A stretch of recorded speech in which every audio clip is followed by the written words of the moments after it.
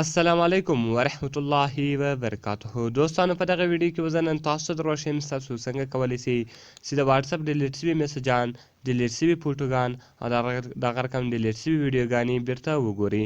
یعنې ملګرو که چیرې تاسو په واتساپ باندې څوک میسج وکړي یا تاسو ته یو تصویر ولیږي یا دغه رقم تاسو ته یوه ویډیو ولیږي او هغه ډیلیټ فرام ایوریون ووایي له تاسو څخه یې ډیلیټ کړي، نو تاسو به څنګه کوئ چې هغه تصویران، هغه ویډیوګانې او هغه میسجان بیرته وګورئ. نو په دغه ویډیو کې به زه تاسو دغه طریقه درښیم. دغه ویډیو له موږ سره تر پای وګورئ او ویډیو خامخا در سره لایک کړئ، له خپل ملګرو سره شیر کړئ او د دغه رقم نورو ښایسته ښایسته ویډیوګانو لپاره زموږ چینل سبسکرایب کړئ، ځکه په دغه چینل کې موږ ستاسو لپاره هره ورځ دغه رقم ښایسته ښایسته ویډیوګانې اپلوډوو. نو ملګرو زه د ویډیو په طرف ویډیو شروع کوو. نو ملګرو تر ټولو مخکې تاسو خپل موبایل کې یو اپلیکیشن را ډاونلوډ کړئ. د دغه اپلیکیشن نوم د ملګرو واټس ریمو. د دغه لینک ما تاسو ته د ویډیو په ډسکرپشن کې درکړې ده. تاسو ډېر په اسانۍ سره کولی شئ چې دغه ایپس ډاونلوډ کړئ. نو بیا به تاسو راسئ دغه ایپس به ډاونلوډ کړئ او په تاسو خلاص کړئ. کله چې ملګرو دغه تاسو خلاص کړئ دغه رقم تاسو په ایکسپټ باندې کلیک وکړئ. کله چې ملګرو تاسو په ایکسپټ باندې کلیک وکړئ دغه رقم تاسو راسئ په واتساپ باندې به ټیک مارک شان ولګوئ او دغه رقم به تاسو نیکسټ کړئ. کله چې ملګرو تاسو نیکسټ ووایئ ډو یو وانټ ټو ډیکیټ اینډ سی یو ډیلیټ فایل، دغه رقم دغه تاسو یس کړئ او دغه رقم دغه تاسو الاو کړئ. کله چې ملګرو دغه تاسو الاو کړئ دغه رقم به ګوره د دې لوډینګ دلته روان سي او دغه به دلته اوس تاسو ته خلاص سي. نو ګوره ملګرو وایي دیس از امپټي، دغه چیش ته امپټي ده. نو دغه رقم ګوره زه ملګرو زه راځم واتساپ ته، ما له یوه موبایل څخه بل موبایل ته زه میسج کوم. کله چې ملګرو زه له یوه موبایل څخه بل موبایل ته میسج وکړم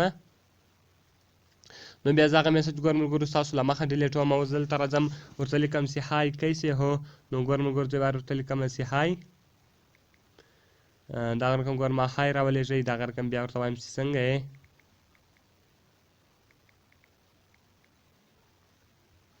نو ګوره ملګرو دغه میسجان اوس ما راولېږل، اوس به دغه میسجان دلته راسي. نو ګوره ملګرو ما دلته خپل موبایل ته میسجان راوکړو. کله چې ګوره ملګرو زه خپل موبایل ته میسجان راوکړم دغه رقم به زه خپل موبایل خلاص کړم. نو ګوره اوس به ماته دلته میسجان راسي. نو تاسو کتلی شئ ګوره ملګرو اوس 3 میسج رالو. زه غواړم چې دغه له هغې څخه ټول ډیلیټ کړم. کله چې ګوره ملګرو زه خپل موبایل ته ولاړ شم بل موبایل ته دغه رقم زه ډیلیټ فرام ایوریون وم.